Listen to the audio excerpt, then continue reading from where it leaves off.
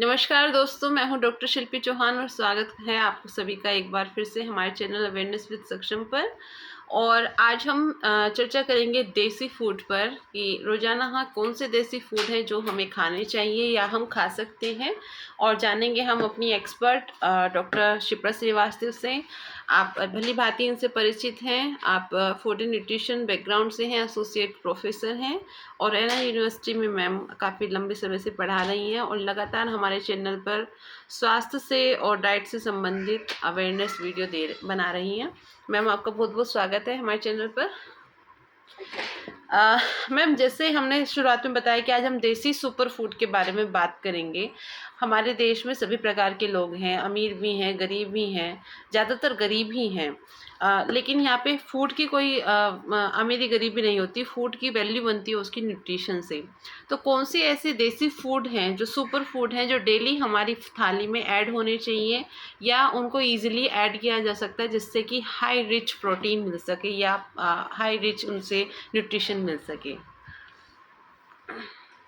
Thank you ma'am. सबसे पहले तो मुझे इस प्लेटफॉर्म पे फिर से बुलाने के लिए। जी। और आज का जो टॉपिक है वो बहुत ही जीवंत मुद्दा है, मैं कह सकती हूँ, क्योंकि जैसे मैं हमेशा कहते आया हूँ कि फूड एक ऐसी चीज है जो कि हमारी पूरी बॉडी को हेल्दी रखने के लिए बहुत जरूरी है। और जितनी ये जरूरी है उसके साथ साथ क्या हम खा रहे हैं, कितना खा रहे हैं और कब खा रहे हैं, ये चीज भी बहुत जरूरी है। अगर हम बात करें कि क्या चीजें खानी चाहिए ऐसी देसी सुपर फूड की, अगर हम बात कर रहे हैं तो अगर असली मायने में जो सुपर फूड था वो हमारे एंसेस्टर्स था, जी। जो हमारी लाइक दादी की या फिर उसके पहले की जो जनरेशंस थी, बिल्कुल। असली सुपर फूड वो खा। जी। क्यों? क्योंकि पहली चीज ये कि फर्टिलाइजर्स का यूटिलाइजेशन बहुत कम होता था। जी। चीजें जो भी सब्सटेंस होते थे वो ऑर्गेनिक होते थे। बिल्कुल। और जो अनाज खाते थे उस समय, जैसे ज्वार, बाजरा, रागी, मक्का, ये सब मोटे अनाज होते थे, इसमें इतना गुड अमाउंट में फाइबर मौजूद होता था जो कि डाइजेशन के प्रोसेस को बहुत हेल्प करता था। और जी। आप ये समझते हैं कि जब डाइजेशन का प्रोसेस अच्छे से होता है तो जितने भी न्यूट्रिएंट्स हम फूड में ले रहे हैं वो अच्छे से डाइजेस्ट होने के बाद बॉडी में एब्सॉर्ब हो पाते हैं।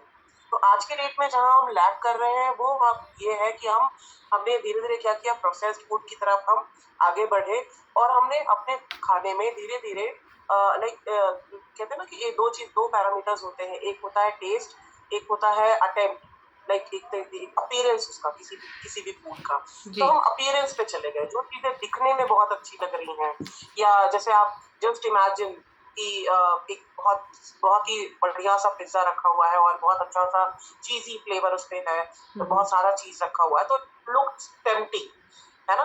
तो मतलब ये सारी चीजें जो हमें टेम्प्ट तो कर रही हैं, लेकिन किस तरीके से हार्म कर रही हैं बिना उसको समझे। और हमने क्या किया, हम धीरे धीरे मोटे अनाज से डाइवर्ट होते चले गए इन सारे फास्ट फूड की तरफ। बिल्कुल। वहीं पर हमने गलती कर दी। और आप अगर पिछले 20 सालों का या 15 सालों का भी रिकॉर्ड देखेंगे तो डायबिटीज जैसी बीमारी जो कभी कभी किसी को लाइक वंस इन लाइक 50 और 20 और 100 होती थी, वो अभी आज की डेट में हर किसी के घर में एक डायबिटिक, मिनिमम एक डायबिटिक पर्सन होना इज लाइक नॉर्मल। बिल्कुल। ठीक है। और रीजन यही है कि जैसे जब हमने मोटा अनाज खाना बंद किया, जब हमने ज्वार, बाजरा, रागी, मक्का को, जैसे लोग पहले बाजरे की रोटी खाते थे, जी। तो अभी क्या है कि अभी अभी पहले क्या होता था मैम, पहले जो प्रोसेसिंग होती थी आटा बनाने की, जी। वो ज्यादातर घरों में होती थी। बिल्कुल। और घरों में जब नहीं भी होती तो आटा चक्की होती थी। ठीक है। तो अब आटा चक्की तक प्रोसेसिंग करने के लिए आपने फिजिकल एक्टिविटी कितनी की कि गेहूं आया, उसको आपने धुला, उसको आपने साफ किया, पछोरा, चाला, फटका, उसके बाद उसको आप चक्की पर पिसाने के लिए लेके गए और देन वो जो आटा पिस करके आया उसमें आपका जो है चोकर की मात्रा होती है, फाइबर की मात्रा होती थी, वो बहुत ज्यादा होती थी। तो उसकी जो रोटियां बनती थी वो थोड़ी रूखी और या फिर थोड़ी हम कह सकते हैं कि टेक्सचर उसका उतना मुलायम तो नहीं होता था, लेकिन न्यूट्रिशनली वो रिच होती थी। अभी क्या है, पैकेज्ड वाला आटा लोग अपने घर में लेके आते हैं क्योंकि किसी के, हर कोई वर्किंग है, किसी के पास इतना टाइम नहीं है कि वो इतना प्रोसेस। तो वो डिफरेंस यहाँ पे क्या आ रहा है कि ये जो प्रोसेस्ड आटा हम कंज्यूम कर रहे हैं ये इतना ज्यादा रिफाइन हो चुका रहता है कि जो गुड अमाउंट ऑफ फाइबर्स होते हैं वो आपके डिस्ट्रॉय हो चुके हैं। तो हम नॉर्मली मैं सिर्फ एक एग्जांपल लेकर के चल रही हूँ, आटे का एग्जांपल लेके चल रही हूँ। वहां पे हमने क्या किया, अच्छा बनाने में भी कि जो बाजरे की रोटी थी उसको ऐसे-ऐसे करके पूरा बनाना पड़ता था। उसका शेप नहीं आता था सही से, वो हर किसी के बात की नहीं। इवन मुझे लगता है मैं और आप भी बहुत सुंदर, बहुत अच्छा खुद तो नहीं बना पाएँगे। जी। लेकिन तो ठीक है, टेक्सचर चाहे जो भी बने, लेकिन अल्टीमेटली जब वो कंज़्यूम किया जाता था तो जो उसकी न्यूट्रिशनल इम्पोर्टेंस होती थी वो बहुत ज़्यादा होती थी। और सब्जियों की भी अगर हम बात करें तो हम लाइक जो हमारी देसी सब्जियां होती थी, जैसे लोग जनरली हरी सब्जियां ज्यादातर अपने भोजन में रखते थे, आज की डेट में उसकी जगह ले ली है पनीर ने, जी। है ना? कि खाने में कि पनीर भी आप खाइए, लेकिन आप जस्ट इमेजिन करिए, अभी मैं एक लाइक वीडियो एक देख रही थी जिसमें एक पर्सन ने आयोडीन टेस्ट किया था 2-3 नामी गिरामी कंपनीज के उस पे बर्गर्स पे या फिर उस पे प्रोटीन कंटेंट पे, तो वो आयोडीन टेस्ट में फेल हो, इवन बहुत ही ना मतलब मैकडोनल्ड या फिर बर्गर किंग जैसे कंपनीज जो है जो पनीर दे रहे हैं वो भी नहीं प्योर है। तो हाँ। आप इमेजिन करिए कि आप 50 रुपीज का बर्गर खाने जा रहे हैं और उसमें आपने उन्होंने इतनी मोटी लेयर की पनीर दे रखी है। मार्केट का पनीर का रेट देखिए आप, जी। और फिर आप वो अमाउंट ऑफ पनीर देखिए कि वो जस्टिफाइड है कि नहीं। तो आपको हुँ। अगर इम्प्रॉपर या फिर इम इम अडल्ट्रेशन युक्त आप भोजन कर रहे हैं तो वो तो आपके शरीर को नुकसान ही करेगा ना। ठीक है, तीसरा फैक्टर जो है दैट इज फिजिकल एक्ट। तो जो आप खा रहे हैं अगर वो ही नहीं सही है और उसको पचाने के बाद या फिर अगर आप कम फिजिकल एक्टिविटी कर रहे हैं और ज्यादा प्रोसेस्ड फूड खा रहे हैं, ज्यादा फास्ट फूड कंज्यूम कर रहे हैं, तो आप ओबेसिटी की तरफ जाएंगे। ठीक है, या फिर मान लीजिए कि कोई हेरिडिटी है या फिर कोई भी किसी भी फैक्टर की वजह से आपको डायबिटिक एक बार आप हो गए और आपने फिर से अपनी डाइट को प्रॉपर्ली कंट्रोल नहीं किया, आपको नहीं समझ में आया आपको फाइबर्स लेने चाहिए, आपको जो है फास्ट फूड कम कर देना चाहिए, आपको जो जितने भी सोडियम रिच फूड होते हैं वो धीरे धीरे कम कर देना चाहिए सो दैट आप अपना हाइपरटेंशन कंट्रोल कर सके। जी। ये सारे पैरामीटर्स जो है वो रिलेटेड है। ठीक है, और इसके अलावा अगर हम बात करें ग्रीन लीफी वेजिटेबल्स की, हम बात कर रहे थे, तो बहुत सारी ग्रीन लीफी वेजिटेबल्स हैं जो जो मॉडर्न समय की भी हैं। जैसे हम ब्रोकली की बात करें, लोग पहले फूल गोभी खाते थे, पत्ता गोभी खाते थे, और आज के डेट में अगर हम ब्रोकली का भी देखें तो ब्रोकली में भी बहुत अच्छे nutrient like amount, good amount में पाए जा रहे हैं। जी। तो हम ये सारी चीज, जितने भी ये फूड आइटम्स हैं, लेकिन साथ ही साथ इनको सही तरीके से पकाना भी जरूरी है। हुँ, हुँ, हुँ।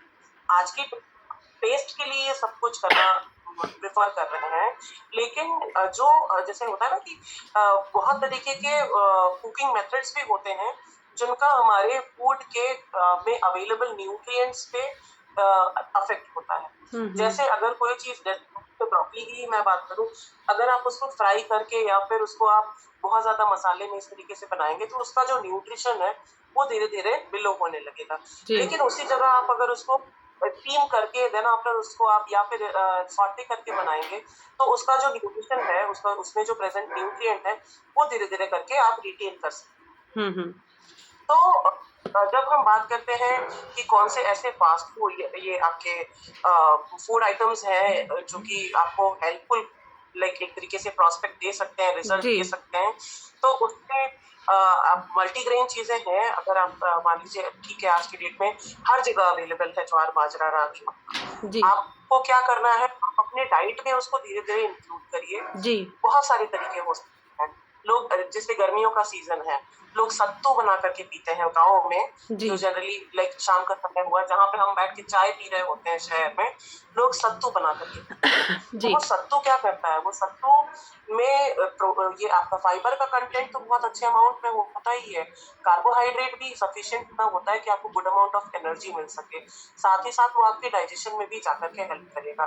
तो हमें फोकस कहाँ करना है, हमें फोकस ये करना है कि जो भी चीजें हम कंज्यूम करें उनको उनके न्यूट्रिशनल वैल्यू के हिसाब से कि, और उनके न्यूट्रिशन को बचाते कि किस तरीके से हम कौन सा कुकिंग मेथड यूज करें कि इस पर्टिकुलर चीज को हम कंज्यूम भी करें, ये टेस्ट भी इसका बना रहे और इसका जो न्यूट्रिशन है वो भी बरकरार जी। रहे। ये सारे पैरामीटर्स जो है, वो थोड़ा सा हमें ध्यान में रखने की जरूरत है। जी, जी।